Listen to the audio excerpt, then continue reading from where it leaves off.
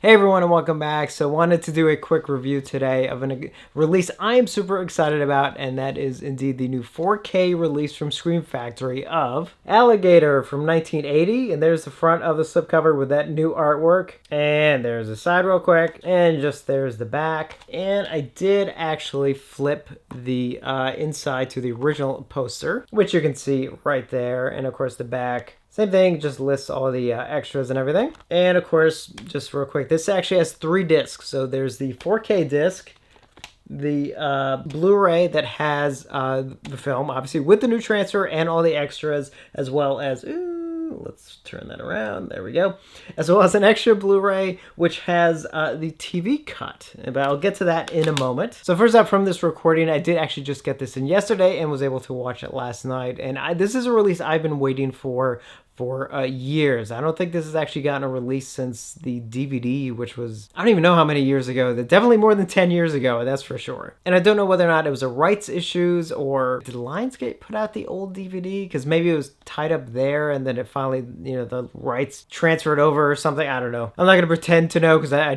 don't know in this case. Sometimes I know, in this case I don't. But either way, this is definitely one that I was starting to think, like, are we ever going to get a decent release of Alligator? And not only did we get a release on Alligator and Blu-ray, but indeed a 4K release. And just real quick, for those of you who have not seen it, I mean, basically it's about an alligator who gets flushed into the sewer system, and it sort of feeds off the carcasses of animals who are being used illegally on experimental growth hormones. So it grows very, very large, and then one day it starts just going nuts and starts, attacking people, and then it bursts out of the sewer and attacks everyone. It's just a lot of fun, and it's actually one of those where it kind of knows that the premise is a bit absurd, but it also takes it just seriously enough where I think it really helps you get engrossed. And a lot of that, I think, really falls on Robert Forster, who I think does a fantastic job in the film. And this film, in my opinion, still has, like, I think one of the creepiest shots ever done in any film.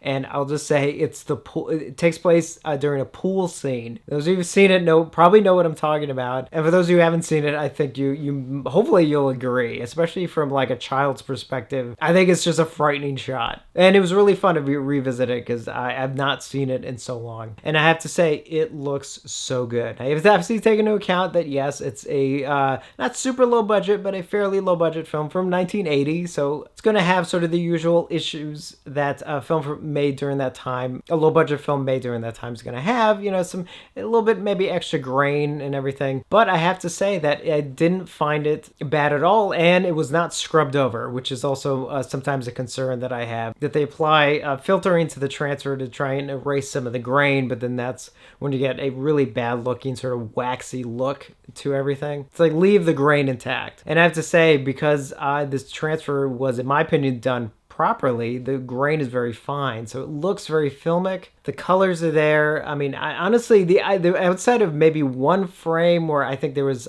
some print damage, and I mean literally like one frame, one of those like blink, and you miss it kind of thing. Like, I thought overall the image just looks spectacular. Now, it does only have one audio option, but it is the original theatrical mono mix, and it sounded good. Now, the limitations do come just from the limitations of the original audio track, obviously, so it's not gonna have sort of the impact as maybe a bigger film would have had during that time or something. But honestly, it sounded fine. It just, may not, a couple moments where like it just didn't hit maybe like you would expect to. But again, that's not a fault from the transfer. That's just the limitations of the original mix. But overall, it's a very, very clean and very good sounding audio transfer. And this is a special edition, so it does obviously have a lot of great features. It does port over the commentary track that was actually on the DVD from way back when, which has director Louis Teague and star Robert Forster, which I'm really happy they were able to port that over, as well as a couple of interviews from that release that are on here as well. I think everything that was actually on that DVD is on here, but also has some new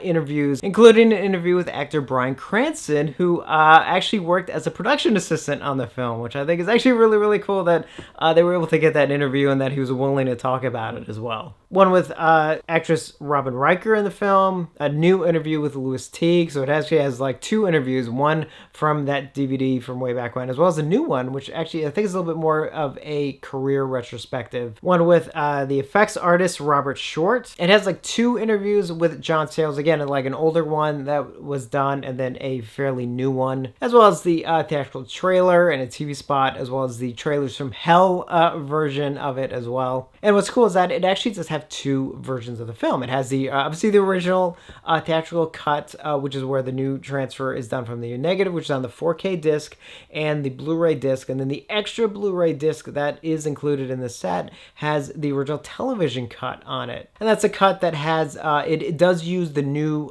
transfer from the negative for majority of the film, and then the added scenes for the television one are actually taken from an inner positive. So they still look good, and I'm so happy that it actually is included, because actually the TV cut is the version that I saw first, because I actually saw this when I was a kid.